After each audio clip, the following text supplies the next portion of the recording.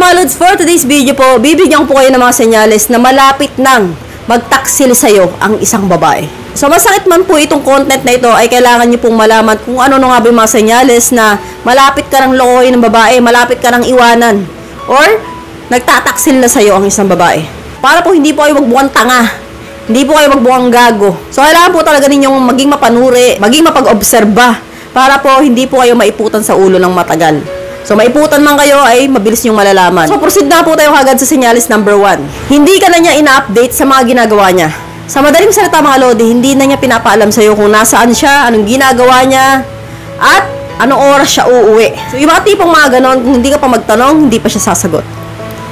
So kapag po ang babae talagang parang napakatahimik pagdating sa shot, kunwari nagtatrabaho yun sa labas, at ikaw naman nasa bahay ka na, umuwi ka na, galing ka ng trabaho, or ikaw yung nasa bahay.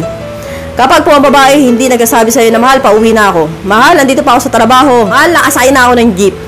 Yung mga tipong ganun, kapag hindi ka na ina-update, ikaw mismo yung nagtatanong, nasaan ka na ba, nakasakay ka na ba? Tapos mag-reply matagal, at yun na nga, kung hindi mo tanungin, walang update. Ang babaeng malapit na magtaksil mga lodi, giging ganyan po yan. So hindi na niya papaalam sa'yo yung mga ginagawa niya araw-araw. Isa-sekreto niya yun. Hindi kanya bibigyan ng idea kung nasan siya. Kasi nga naman baka sundan mo siya, or kahit anong gawin mo, mag-imbestiga ka. Kaya ang gagawin niya, hindi kanya bibigyan ng idea kung nasan siya palagi. So kung dati-dati mga lodi, ang asawa mo or ang jowa mo ina-update ka naman, tapos bigla na lang isang araw, hindi ka na ina-update, posible pong malapit na siyang magtaksil sa'yo. At proceed na po tayo sa senyales number 2. Lagi or madalas na galit kapag nagtatanong or nag-uusisa ka. So for example, tinanong mo, medyo ginabi siya, saan ka galing? Galit. Siyempre sa trabaho, saan ba?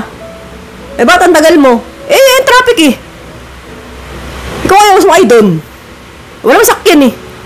Ang tagal-tagal ko lang tayo doon. Mati po mga ganon. Yung mga kapag tinanong mo o nag-usisa ka, galit ka agad. So pwede naman sumagot na maayos. Tapos natanongin mo, di ba alas 5 pa yung out mo? Eh syempre. Hindi naman agad nakakalis doon. Ganito, ganyan eh. Hindi naman on the spot, alas 5, alis na. Yung mga tipo mga ganun, mga balagbag sumagot. Kapag po kasi ang babae, lods, merong kinahuhumalingan na iba, laging mainit ulo niyang pagdating sa'yo. Pero pagdating po dun sa kabilang lalaki ay laging sweet, malamig ang ulo. Pagdating sa'yo, makita yung pagmumukha mo, wala na. Sira na yung araw niya. Ayaw na ayaw ng mga babaeng nagloloko na inuusisa sila kasi ayaw nga nilang mabuko. So ayaw nila nagtatanong ka, ayaw nila naghihinala ka. Kasi kapag ka nagtanong ang isang lalaki sa isang babae na ganon, ibig sabihin naghihinala kayo. So kapag naghihinala kayo, ang gagawin po ninyo, baka i-stalk nyo kami, sundan nyo kami, mag-imbestiga kayo, mapuputol kaligayahan namin. Kaya ang babae, magaganit yan. Kapag nagtataksil na po ang isang babae, o may mga ginagawa ng kamalian ng isang babae, laging galit yan. Madalas pasigaw, pabuggaw. Hindi mo makausap na maayos. At proceed na po tayo sa senyales number 3. Madalas nang umaalis ng bahay. So kunwari mga lodi, kahit day off niya umaalis, sasabihin sa'yo, may pupuntahan ako mahal. Ganito, ganyan, pinapapasok ako, or may gagawin kami, or may pupuntahan akong birthday. At kung may pasok naman siya, ang aga niya umalis. Kunwari, 10 AM pa yung duty niya, 8 AM umaalis na. Alas 5 pa yung out niya, pero dumarating alas 8 ng gabi. Yung mga tipong ganun, lagi may sobra yung oras. Kapag po ganyan ang babae, no, madalas umaalis na nagkakaroon ng mga lakad na biglaan, magtaka dyan. Kasi yan po ay gawain ng isang babaeng nagtataksil. So kapag madalas yung ginagawa yan, hindi isang beses lang ha, baka naman isang beses lang, nagduda na agad kayo. So kapag po ganyan ang babae, ay kailangan nyo po maging mapag-obserba. Kasi kapag pinabayaan nyo po yan, lalalayan, lulukoyin ganyan ng matagal. At pusid na po tayo sa senyales number 4. Nahuli or nakita mong gumawa ng ibang Facebook account, no? Ito pong signs na ito, kapag nakita nyo sa isang babae, confirm po yan. Meron po yan talagang boyfriend na iba. So hindi po yan gagawin ng isang babae, lods, kung wala siyang tinatago sa'yo. Kapag nakita niyo po, kunwari, na meron siyang ibang Facebook account at iba yung pangalan pero mukha niya. Or, hindi niya mukha pero pangalan niya. Yung mga tipong mga ganun, no? Bahala na kayo. Bahala na kayong makiramdam. So, kapag po ganun ang nangyari, pero hindi niya pinaalam sa'yo, meron siyang bagong Facebook account. Kung kailan nahuli mo na, kung kailan nagtanong ka na, saka lang sasabihin sa'yo, oh, ginawa ko yan, kailan? Matagal na.